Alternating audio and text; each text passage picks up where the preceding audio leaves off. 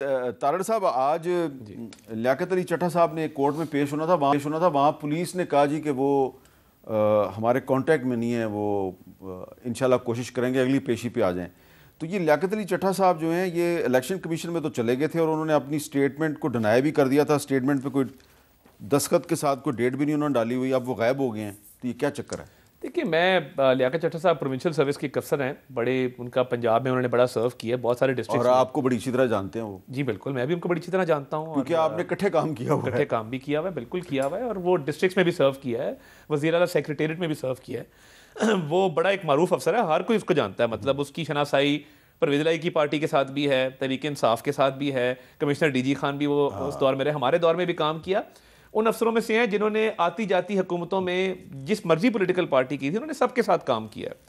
तो हाफिजाबाद की रिहायशी मेरा ख्याल है आ जाएंगे अगली पेशी पे। मैं इसको कोई ये नहीं समझता कि कोई इसमें कोई सस्पेशन वाली बात है या तशवीश वाली बात है। मेरा ख्याल है कि अगली पेशी पे वो आ जाएंगे, अपना बयान को वो बिल्कुल ऑन करेंगे।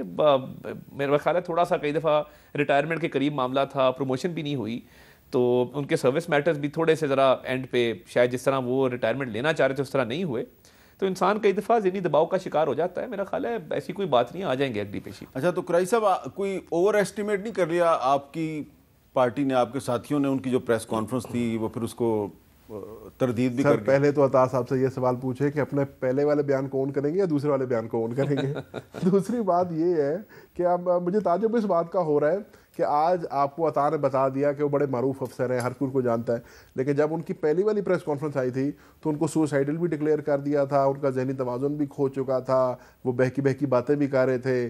तो ये इनकी तरफ से सारा रद्द अमल आया था। अब जब ऑल्सो उनको मतलब है कोर्स करेक्शन उनकी हो गई है, उनका सॉफ्टवेयर अपडेट हो गया है, तो अब शायद वो इनको वो लग रही है। देखिए, प्रेस कॉन्फ्रेंस उन्होंने की थी, बहुत संगीन इल्ज़ामात उन्होंने लगाए थे, कस्में उन्होंने खाई थी। उन्होंने खुद कहा कि जी मैं तो खुदकुशी करने जा रहा था, लेकिन मैंने सोचा कि मैं इस अमल में, इस गुनाह में जो है शामिल होने से पहले मैं कौम और के सामने ये हक़ाइक़ रखूँ। देखिए, उनके स्टेटमेंट का वो बेहतर जवाब दे सकते हैं, लेकिन जो वो बात कर रहे हैं वो मुताबिकत रखती है उन चीज़ों से जो ज़मीनी हक़ाइक़ थे। मैं तो आपको आज भी कहता हूँ कि 8 फरवरी को जो इलेक्शन हुआ है उसमें फॉर्म 45 और फॉर्म 47 की जंग आज भी चल रही है। फॉर्म 45 के तहत मैं आपको दर्जनों केसेस ऐसे दिखा सकता हूँ जहाँ पर पाकिस्तान तहरीक इंसाफ के उम्मीदवार जीते हुए हैं, लेकिन फॉर्म 47 में कहानी और है। मैं आपको पता है हमारे मुल्तान के 2 केसेस हैं। मेरी हमशीरा एक सीट पे, मेरी साथ वाली सीट पे लड़ी है, उसमें फॉर्म 45 के तहत हम 6,500 की लीड से जीते हुए हैं। वहाँ पे हमारा 16,500 वोट रिजेक्ट किया हुआ है। जो उसके नीचे जो 2 सूबाई हल्के हैं उनका मजमुआ रिजेक्टेड वोट 4,000 है। कौमी असम्बली, लेकिन आप अकेले नहीं है, हम अकेले नहीं है, हर जगह है। पीपल्स पार्टी के बहुत से जो सर मजेदार बात के उम्मीदवार हैं वो भी अपने फॉर्म 45 उठा के फिर रहे हैं। मीर साहब मजेदार बात, बीएनपी मंगल वाले भी उठा के, मैं आपकी बात को आगे ले जाता हूँ। इस चीज में तो हम सारे बराबर हैं। आप कराची जाएंगे तो आपको पीपल्स पार्टी कहेगी कि एमक्यूएम को जो मैंडेट मिला है, बलूचिस्तान में जाफर मंदोखेल साहब नून लीग के सूबाई सदर, आप केपीके में चले जाएंगे आपको मौलाना ये बात कर देंगे। तो हर जगह ये बात हो रही है, इसलिए हम कहते हैं कि इसके ऊपर जुडिशल कमीशन बननी चाहिए। इसलिए खान साहब ने कहा कि पहले 4 हल्के मैं बता रहा हूँ उनको खोल दो, जैसे हमने पहले भी 13 में भी डिमांड की थी।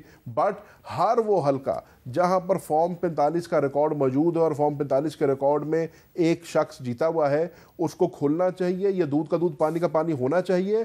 और बिलावल भुट्टो साहब ने जो अपनी पहली तकरीर पार्लियामान में की तो उन्होंने कहा कि मैं दूसरी दफ़ा मेंबर बन के आ रहा हूं, तो मैं दुआ करता हूं कि जब मैं तीसरी दफ़ा आऊं तो यह मसला ना हो। तो ये मसला पाकिस्तान की जमहूरियत का मसला है, ये मसला पाकिस्तान के वोटर का मसला है। और इसको एक ही दफ़ा, क्योंकि हर पार्टी, वही वाली बात आ गई कि मैंडेट डिवाइड हुआ है, हर पार्टी इसकी इफेक्टिव है, तो हम सब जमातों को इकट्ठे होकर इस मसले को टेकअप करना चाहिए। अच्छा, तो तारड़ साहब, आज जो शहबाज शरीफ साहब की और अली मीन गंडापुर साहब की जो मुलाकात हुई है, तो हम ये समझें कि आने वाले दिनों में ये जो धांधली का इशू है इसको रिजॉल्व करने के लिए भी कोई जुडिशल कमीशन बन सकता है और कम से कम रमज़ान के महीने में ये लड़ाई बंद हो जाएगी? मीर साहब देखें, बदकिस्मती से इस मुल्क में जब भी इलेक्शन हुआ है ये शोर गुल होता है कि जी धांधली हो गई। हारने वाले कहते हैं जी धांधली हुई, जीतने वाले कहते हैं जी नहीं हुई। अब देखें ना, केपी में मैंडेट मिला तहरीक इंसाफ को, हमें मिला पंजाब में, सिंध और बलूचिस्तान में मिला पीपल्स पार्टी को। अब तस्लीम कर लें और इसका लीगल फोरम मौजूद है। हम जो कहते हैं ना स्पेशल कोई कमीशन बनाया जाए, आप ट्राइब्यूनल्स में जाए ना, ट्राइब्यूनल्स नोटिफाई हो चुके हैं, अर्ली हियरिंग्स की एप्लीकेशन दें, हाई कोर्ट के जजेस पे मुश्तमिल वो ट्राइब्यूनल्स हैं। लेकिन पंजाब इतना बड़ा सूबा है, सिर्फ 2 ट्रिब्यूनल बनाए गए हैं। बनने चाहिए, ज़्यादा बना दें, मगर मेरा पॉइंट ये है कि ट्राइब्यूनल्स कानूनी तौर पे एम्पावर्ड हैं ये फैसले करने के लिए, ठीक है। उसमें जाना चाहिए। ये कमीशन पहले भी खेलते रहे हैं। मुझे बताएं इस मुल्क में कितने कमीशन हैं जिनकी रिकमेंडेशन पे आज तक अमल दरामद हुआ है, और पहले भी 2013 में जो 4 हल्के खुले उधर से हम जीत के वापस आ गए थे, बैठ गए थे असेंबलियों के अंदर। तो कौम का वक्त ज़ाया ना करें, हमने मईशत को ठीक सिमत में लेके जाना है, उस पर फोकस करना चाहिए। बहुत बहुत शुक्रिया आप दोनों का। और ये है जी कि आज खैबर पख्तूनख्वा के वज़ीर आला अली मीन गंडापुर साहब की वज़ीर आज़म शहबाज शरीफ साहब से मुलाकात हुई। उसके बाद उन्होंने एहसन इकबाल साहब के साथ मिल के मीडिया टॉक भी की। तो उम्मीद करनी चाहिए कि रमज़ान के महीने में हुकूमत और अपोजिशन में जो सियासी इख्तलाफ तो कायम रहेगा, सियासी लड़ाई नहीं होगी। ये नहीं होना चाहिए कि रमज़ान के महीने में अडयाला जेल के बाहर धरना हो रहा हो और पुलिस गिरफ्तारियां कर रही हो और हम यहाँ पे स्टूडियो में बैठ के उस सूरत हाल पे रोना रो रहे हों कि ये रमज़ान में क्या हो रहा है। अल्लाह करे ऐसा ना हो।